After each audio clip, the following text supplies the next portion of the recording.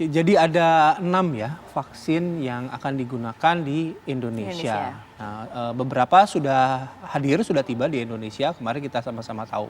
Tapi kemudian juga ada pertanyaan lagi, sejauh ini aman nggak sih menggunakan vaksin itu gitu? Meskipun belum ada pengumuman resmi kan Belum ada. dari pabrikasinya maupun dari pemerintah Indonesia. Kita masih menunggu juga soal efektivitas, keamanan dan lain sebagainya. Nah, untuk membahas hal ini, kami akan mengajak Anda untuk berbincang dengan dua narasumber kami yang sudah hadir. Yang pertama ada Siti Nadia Tarmizi, jubir vaksin COVID-19 dari Kemenkes RI. Selamat pagi, Dr. Nadia.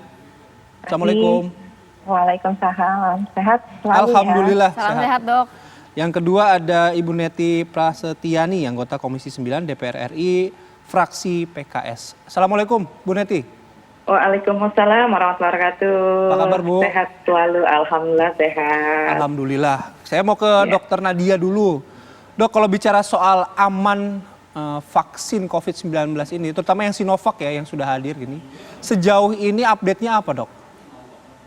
Ya, jadi kalau kita melihat proses sebuah vaksin itu bisa beredar ataupun mendapatkan izin edar di masyarakat secara luas, mereka itu akan mengalami suatu proses ya. Jadi sebuah penemuan vaksin itu kita ketahui mulai dari uji in vitronya, kemudian memasuki uji klinis yang kita semua sudah tahu tahap 1, 2, 3, dan nanti setelah menyelesaikan uji tahap ketiga tentunya bisa dilakukan kajian sehingga mendapatkan izin edar.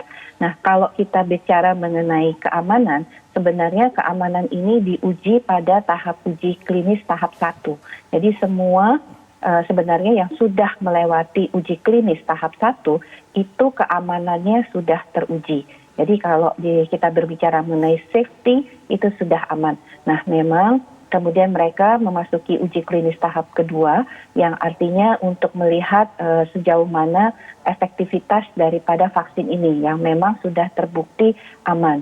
Dan kemudian tetapi hanya pada populasi yang jumlahnya kecil karena melihat apakah masih efektif ataukah sudah tidak efektif lagi, begitu diuji cobakan kepada orang dalam jumlah yang terbatas.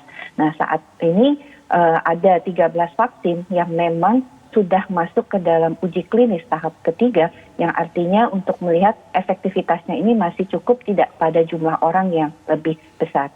Jadi vaksin-vaksin yang tentunya sudah ada di keputusan Menteri Kesehatan 9820 itu adalah vaksin-vaksin yang sudah kita nilai dan dikaji pemerintah bersama tentunya para ahli yang sudah merupakan berpotensi memiliki keamanan, mutu dan efektivitas yang baik. Oke.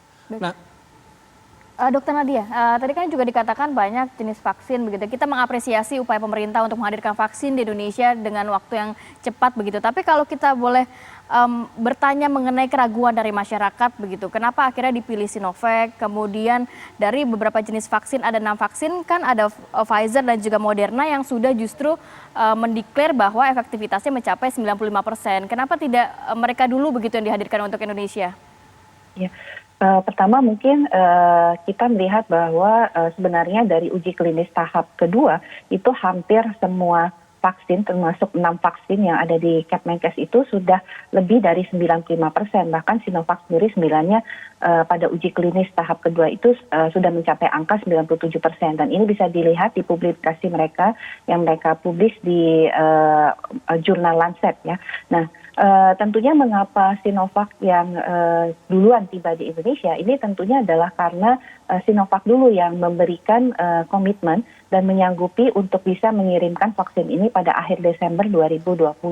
Jadi sebenarnya kita sangat terbuka untuk semua jenis vaksin yang tentunya kita inginkan secepat mungkin. Jadi jangan sampai pada saat vaksin ini sudah mencapai garis finish dan mendapatkan izin edar, Indonesia harus menunggu dulu kuota kapan vaksin ini bisa tiba di Indonesia. Dok, boleh diklarifikasi kabarnya memang ada beberapa negara yang sempat memban dari Sinovac ini ya, Dok ya. Kalau kita berkaca mungkin dari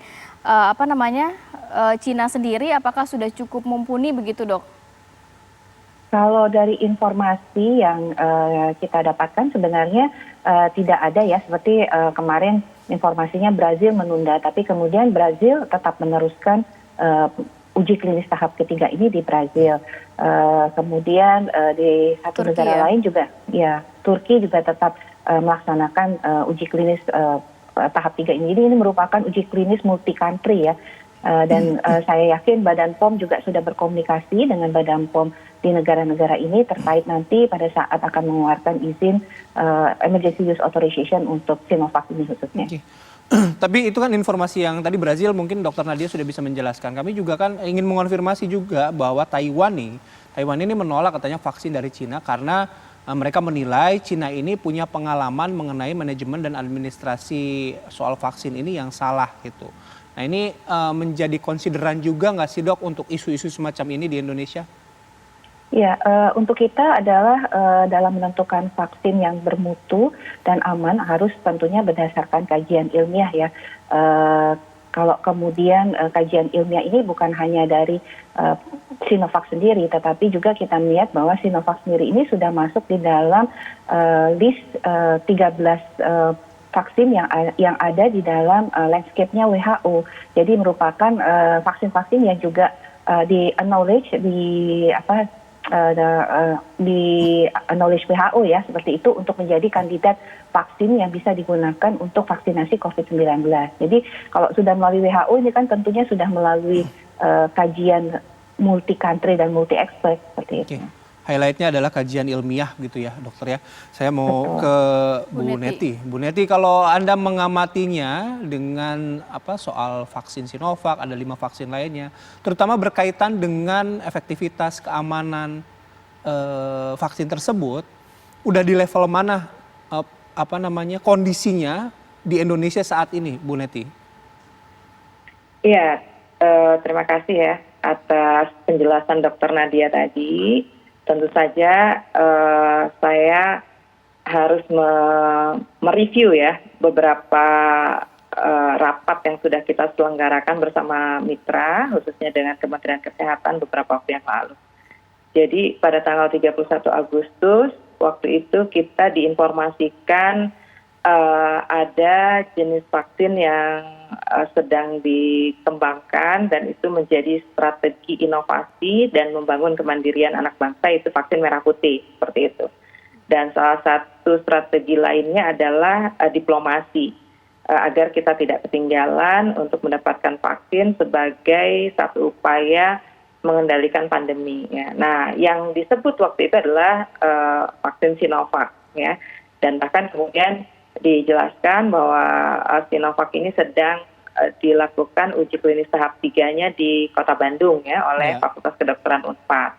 Nah itu sampai situ ya, dan dalam rapat itu ditanyakan sampai kapan uji klinisnya, kemudian setelah itu prosesnya seperti apa. Ya, anggota kemudian mendapatkan informasi mungkin baru akhir 2020 atau Januari 2021 ya uji klinisnya selesai. Setelah itu kita harus menunggu tahapan berikutnya ya, dari review dari Badan POM, kemudian izin edar atau emergency use authorization, dan seterusnya seperti itu. Nah kemudian rapat kedua kita sebetulnya merespon pemberitaan yang beredar begitu ya, bahwa ada sejumlah vaksin yang didatangkan dalam bentuk jadi ya, finished product. Nah tentu sebagai wakil rakyat, kami memiliki fungsi pengawasan yang melekat ya, dan itu memang harus kita jalankan. Nah, waktu itu dijawab memang ada sejumlah vaksin yang sedang dijajaki untuk bisa memenuhi kebutuhan frontliners ya, mengingat keselamatan tenaga kesehatan ya, dokter, perawat, TNI, Polri, dan sejumlah kelompok lainnya begitu yang memang harus diprioritaskan. Terakhir, karena memang tanggal 6 Desember itu kita juga membacanya dari berita, datangnya 1,2 juta vaksin Sinovac finished product, ya tentu kami ya, kenapa saya sebut kami, karena memang seluruh anggota Komisi 9 mempertanyakan gitu ya, seperti apa status Sinovac yang didatangkan, padahal dalam rapat-rapat sebelumnya dinyatakan bahwa kita menunggu proses uji klinis seperti itu ya. Nah, tanggal 10 Desember kita rapat, kemudian lagi-lagi dipertanyakan ya apa yang kemudian menjadi konsideran kita mendatangkan 1,2 juta vaksin. Jadi sementara proses uji klinis Sinovac di tanah air belum selesai.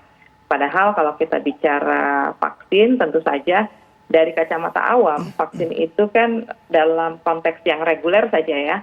Ketika disuntikan pada warga itu responnya berbeda-beda ya, mungkin dari yang hanya ruam atau merah sampai yang kemudian demam dan kemudian kejadian ikutan pasca imunisasi lainnya.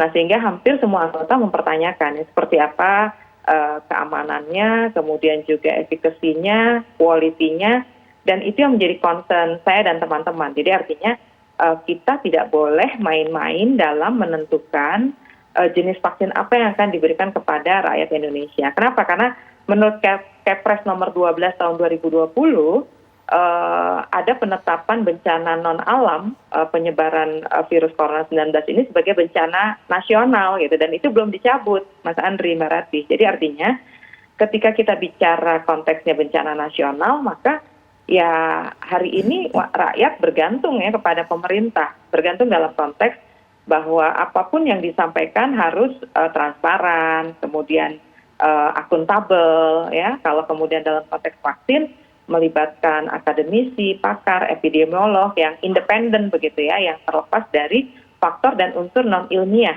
ya dalam mengambil keputusan. Sebetulnya concern kita sih seperti itu gitu. Jadi artinya bukan kemudian tidak setuju ya, kami setuju ya bahwa vaksin menjadi salah satu ya game changer atau pertukaran pertandingan antara pandemi dengan kita untuk keluar sebagai bangsa pemenang. Itu setuju gitu, tapi tentu saja keselamatan rakyat adalah hukum tertinggi ya, itu disampaikan berulang-ulang dan ditekankan. Baik, Ibu Neti, Dr. Nadia, kita lanjut lagi ya. Kami harus jeda terlebih dahulu. Apa kabar Indonesia Pagi akan kembali sesaat lagi.